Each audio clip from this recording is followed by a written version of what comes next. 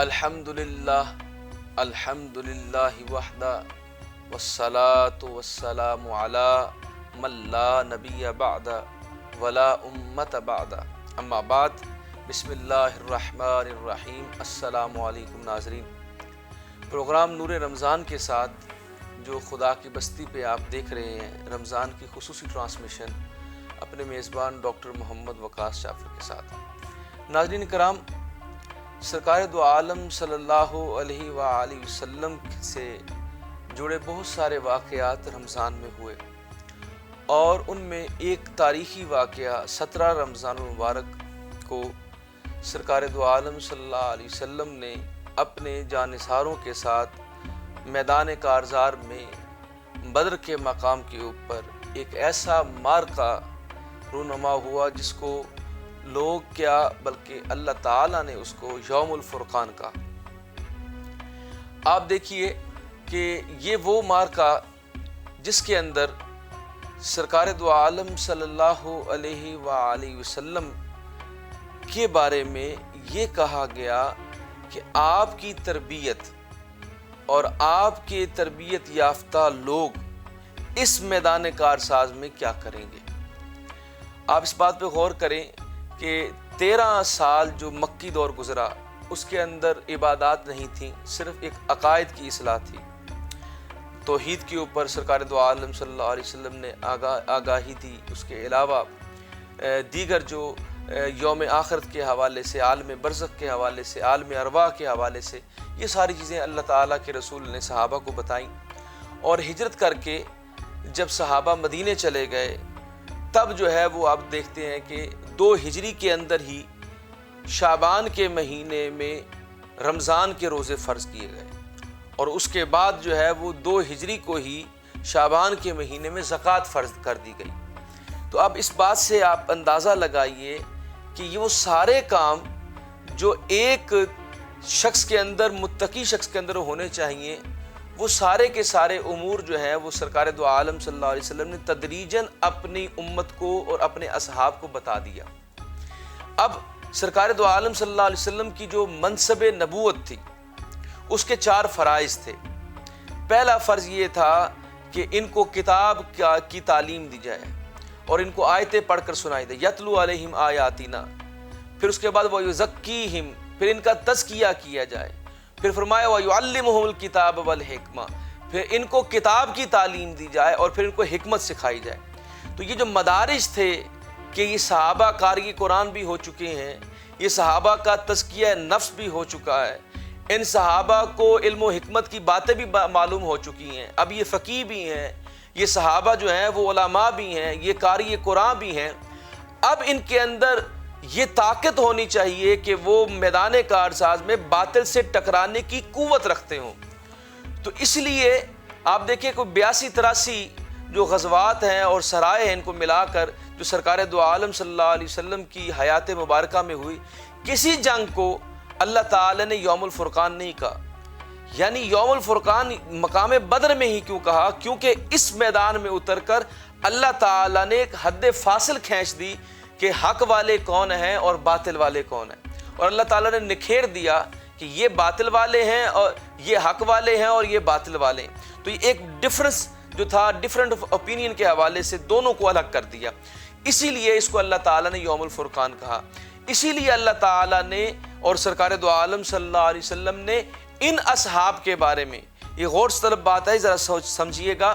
کہ جیسے عشرہ مبشرہ ہیں، جیسے خلفائے راشدین ہیں، پھر عشرہ مبشرہ ہیں، اسی طرح جو 313 میدان بدر میں اترے، ان جیسے اصحاب کا ایمان اور تقوی دوسرے اصحاب کے ساتھ ان کا کوئی کمپیریزن نہیں ہے، یہ بہت اعلیٰ و عرفہ ہیں۔ اس لیے سرکار نے فرمایا اعلموا ما شئتم، اب تم جو مرضی کرتے رہو، تمہیں کوئی عمل جو ہے نقصان نہیں پہنچائے گا، کیونکہ تم نے میدان بدر میں جو ہے وہ حصہ لے لیا ہے۔ کیونکہ یہاں پر آپ یہ دیکھ لیجئے، یہ وہ میدان تھا جس کے اندر اللہ تعالیٰ نے صاحب قرآن کی تربیت کا امتحان لینا تھا۔ یعنی نہ صرف یہ امتحان ان اصحاب کا تھا، بلکہ سرکار دو عالم صلی اللہ علیہ وسلم کا بھی امتحان تھا کہ جو تربیت آپ نے فرمائی ہے، جو تدریجاً آپ نے ان کے عقائد کی اصلاح کی، پھر ان کو اعمال بتا دیے کہ تم نماز بھی پڑھ چکے ہو، اب تم روزے بھی رکھ رہے ہو، تم زکوٰۃ بھی دے رہے ہو، تمہارے عقائد بھی ٹھیک ہو گئے ہیں، اب بتاؤ کہ تم باطل سے ٹکرانے کی قوت رکھتے ہو کہ نہیں۔ اور اللہ تعالیٰ چاہتا تھا، قرآن پاک میں اللہ فرماتا ہے کہ میں خود چاہتا تھا کہ تم اس میدان میں اترو، اور پھر میں نے اس لیے تم پر انعامات اتارے، تمہیں فرشتوں کا نزول کیا، تمہیں جو ہے وہ سلا دیا، تم پر بارش برسائی۔ یہ انعام و اکرام اس لیے تھے کہ تم اللہ تعالیٰ کے ہاں اللہ کی خوشنودی کے لیے وہ جو تربیت سرکار دو عالم صلی اللہ علیہ وسلم نے کی تھی، اس کے نتیجے کے طور پر تم نے آج باطل سے ٹکرائے۔ یہ نہیں دیکھا تمہارے پاس بھالے کم ہیں، تمہارے پاس گھوڑے کم ہیں، تمہارے پاس زریں کم ہیں، تمہارے پاس تلواریں، تم نے سامان حرب کو نہیں دیکھا، تم نے میٹیریلسٹک ویو نہیں لیا، بلکہ تم نے ایمان کے اوپر بھروسہ کر کے، تقوی رکھ کے، توکل کر کے اللہ تعالیٰ کے اوپر تم اس میدان میں اترو، اس لیے ہم نے تمہیں فتح دی ہے۔ اس لیے دیکھیں سرکار دو عالم صلی اللہ علیہ وسلم نے جو 15 سال کی تربیت یافتہ مہاجرین تھے،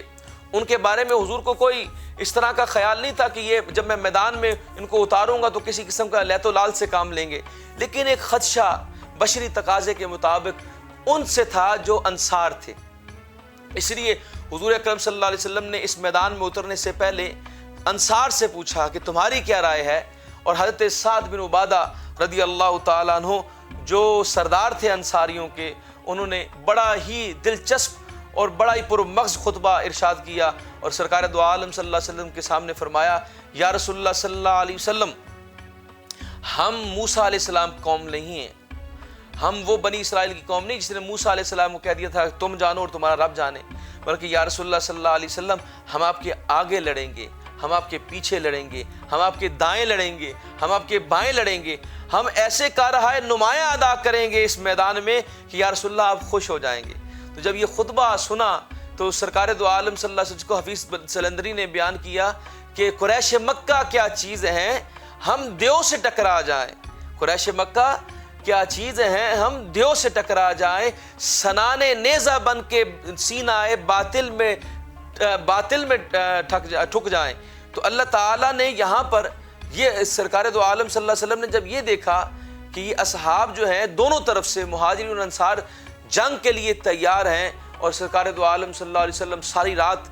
عبادت کرتے رہے، سجدے میں گزار دی، اور حضور یہ کہتے رہے کہ یا اللہ آج اپنی مدد و نصرت دے دے۔ اور جب صبح ہوئی تہجد کے وقت سرکار دو عالم صلی اللہ علیہ وسلم نے سجدے سے جب سر اٹھایا اور سیدنا صدیق اکبر کو، حضرت علی کو یہ خوشخبری سنائی کہ وہ دیکھو اللہ کی مدد آ گئی ہے۔ اور یہ ناظرین یہاں پر ایک بات میں عرض کرنا چاہتا ہوں کہ آپ دیکھیے جب سرکار دو عالم صلی اللہ علیہ وسلم ان تربیت یافتہ لوگوں کو، یہ وہ 313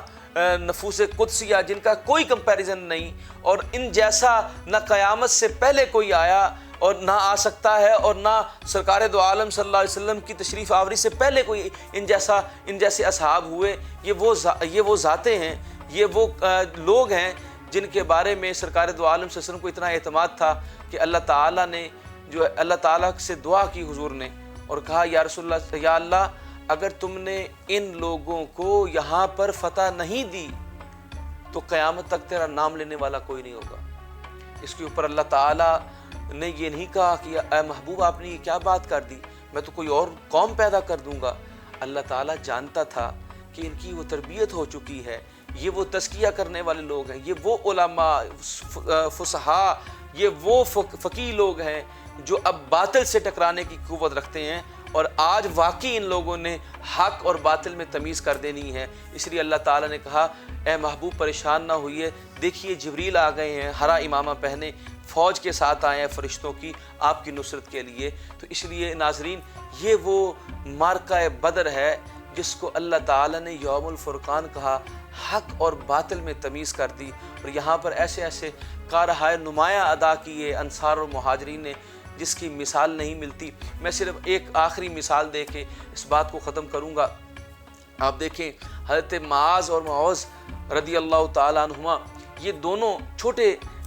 بچے تھے، ایک تو بالکل نابالغ تھا، تو وہ حضور کی بارگاہ میں عرض کرتا ہے کہ یا رسول اللہ صلی اللہ علیہ وسلم مجھے بھی اجازت دیجیے۔ آپ نے کہا بچے آپ نہیں جا سکتے، تو چھوٹے نے کہا کہ آپ میری ان سے کشتی کرا لیں، میں اگر اپنے بڑے بھائی کو شکست دے دیتا ہوں تو آپ مجھے بھی لے جائیے گا۔ اور بڑے بھائی کو یہ کان میں کہہ رہے تھے کہ اے بھائی، آپ کو تو حضور نے اجازت دے دی ہے،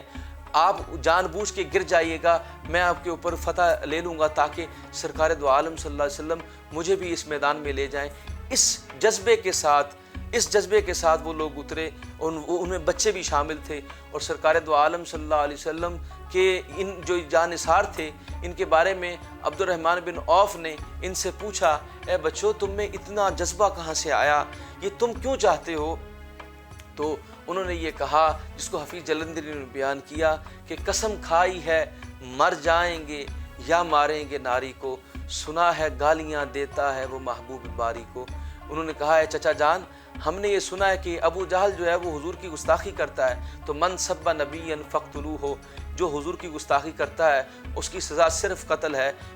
یا اے میرے چچا، ہم حضور کا بدلہ لینے آئے ہیں، آپ صرف ہمیں بتا دیجئے گا کہ ابو جہل کون ہے۔ حضرت عبد الرحمن بن عوف نے بتا دیا کہ وہ جو گھوڑے پہ موجود ہے یہ ابو جہل ہے، تو ان دونوں نے اس کے اوپر حملہ کیا، گو کہ ایک کو نقصان ہوا اور ایک دوسرا شہید ہو گیا، لیکن جو زخم لگے ابو جہل کو جو ان دونوں بچوں نے دیے تھے، انہی زخموں کی تاب نہ لاتے وہ نیچے گر گیا، اور پھر حضرت عبداللہ بن مسعود رضی اللہ تعالیٰ نے اس کو قتل کر دیا۔ تو یہ تھے وہ جان نثار صحابہ جنہوں نے میدان بدر کے اندر کارہائے نمایاں ادا کیے۔ اسی لیے اس جنگ جیسی کوئی جنگ نہیں، یہ واقعی حق و باطل میں تمیز کرنے والی جنگ تھی۔ اللہ تعالیٰ ان نفوس قدسیہ کے صدقے ہمارے اندر بھی جذبہ ایمان پیدا فرمائے اور جذبہ جہاد پیدا فرمائے۔ وما علینا الا البلاغ المبین۔